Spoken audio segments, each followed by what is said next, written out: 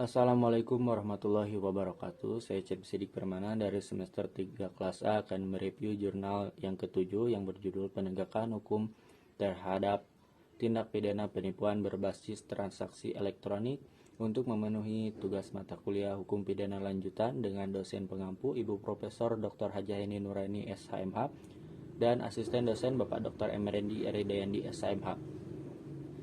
Tindak pidana penipuan berbasis e-komersi pada prinsipnya sama dengan penipuan dengan cara konvensional.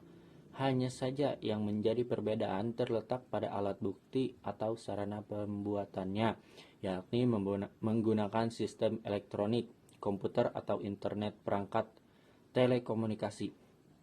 Oleh karenanya, penegakan hukum mengenai tindak pidana penipuan ini masih dapat diakomodir oleh KUHP melalui pasal 378 dan untuk memperkuat dasar hukum maka dapat diakomodir juga melalui pasal 28 ayat 1 Undang-Undang Nomor 19 Tahun 2016 tentang Informasi dan Transaksi Elektronik.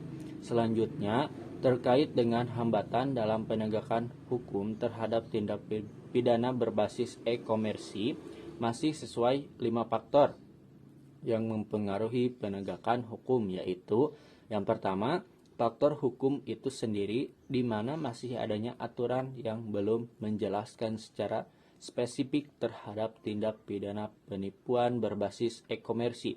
Yang kedua, faktor penegakan hukum di mana masih ada aparat penegak hukum yang belum memahami terhadap aturan yang ada sehingga dalam implementasinya masih menjadi multitafsir.